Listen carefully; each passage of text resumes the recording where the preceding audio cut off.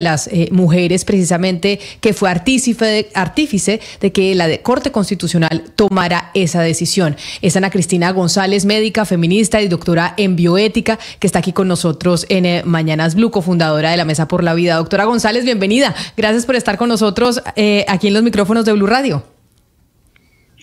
No, gracias a ti, Camila, por la invitación. Un gusto estar de nuevo en estos micrófonos y poder conversar, como venimos haciendo desde hace ya mucho tiempo, sobre este tema tan importante para las mujeres. Llevamos muchos años hablando en estos micrófonos sobre el tema, incluso antes de que la Corte Constitucional tomara esta decisión, después de que se tomase.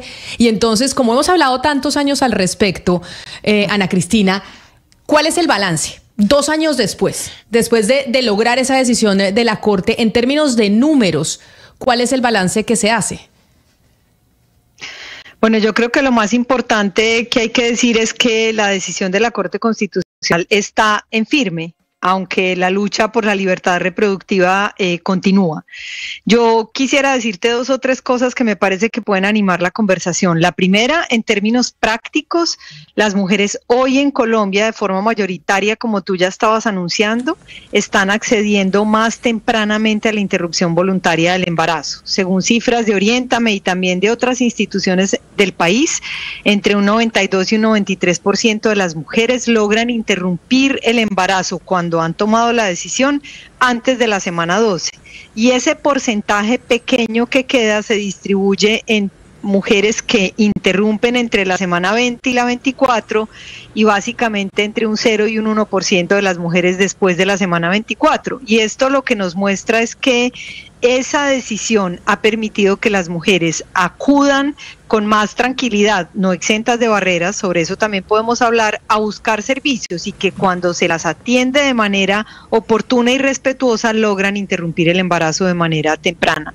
Pero al lado de esos números, Camila, y quizás sobre esto podríamos hablar también, este ha sido un año de intensas batallas para defender esa decisión judicial que nos permite afirmar hoy en Colombia que la libertad reproductiva para tomar decisiones sobre el propio cuerpo está firme, como empecé diciendo. Doctora González, tratemos un poco más a fondo esos posibles riesgos que pueda tener pues esa sentencia. Y le planteo un riesgo que no sé si es realmente un riesgo, y es la reforma a la salud. La reforma a la salud, por ejemplo, ¿podría ser un riesgo para el acceso o con una barrera para acceder a la interrupción voluntaria del embarazo para las mujeres en Colombia? Buenos días, Ana Cristina, qué gusto saludarte también por este medio. Yo esperaría que la reforma a la salud no implique ningún riesgo, y voy a señalar 2 razones. La primera es que nosotras hemos observado en estos 2 años, desde que se aprobó esa decisión judicial, que un número cada vez más importante de mujeres acceden a través de sus EPS al servicio de aborto. Pero la segunda, y quizá la más importante, hasta donde yo he podido conocer la propuesta de la reforma, uno de los ejes que quisiera impulsar esta reforma es todo lo que tiene que ver con la atención primaria en salud.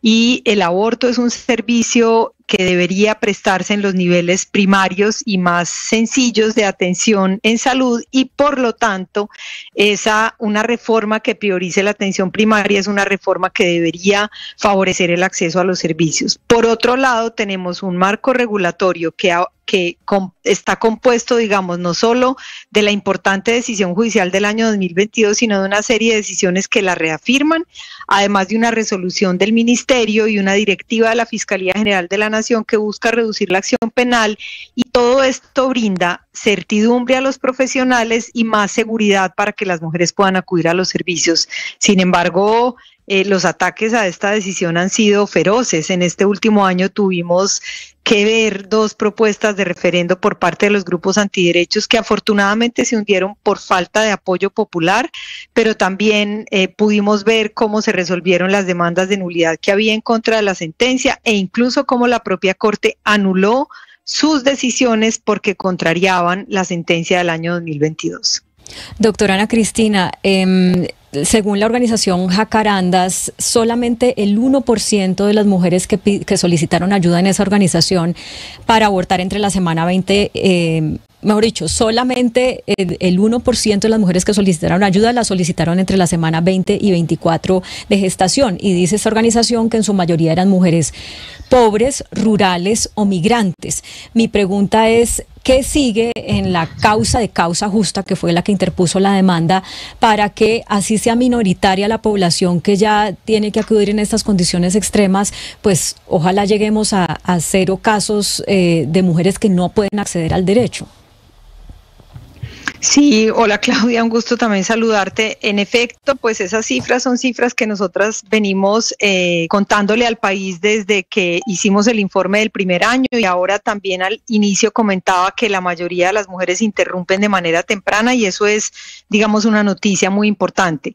Para nosotras vienen muchas cosas. Viene el trabajo que hay que continuar para que se afirme la implementación y el acceso a los servicios para todas las mujeres que desean interrumpir y lo quieran hacer en el marco del sistema de salud, que se aseguren los medicamentos para que las mujeres puedan interrumpir el embarazo. Nosotros hace poco señalamos que el medicamento misoprostol ha estado, digamos, bordeando picos de escasez que son inquietantes, y actualmente hay un solo laboratorio que lo está distribuyendo en el país, y esto desde el punto de vista de salud pública constituye una preocupación.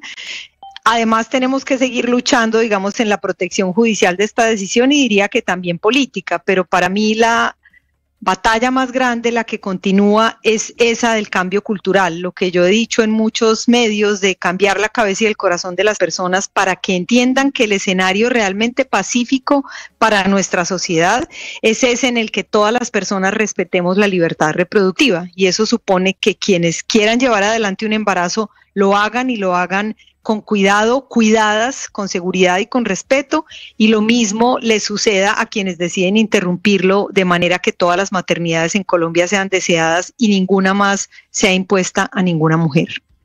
Y pues ese es el trabajo que se sigue haciendo y que falta por hacer después de esa decisión histórica que tomó la Corte Constitucional hace 2 años, y ese cambio cultural que todavía nos falta mucho, pero que tenemos que trabajar todos los días en él, pero que ese paso enorme que dio la Corte Constitucional fue la primera piedra también para ir en pro de ese cambio que necesitamos en Colombia. Doctora Ana Cristina, mil gracias por atendernos, y una vez más, bueno, feliz cumpleaños de decisión histórica de la Corte Constitucional. Mil gracias por atendernos. No.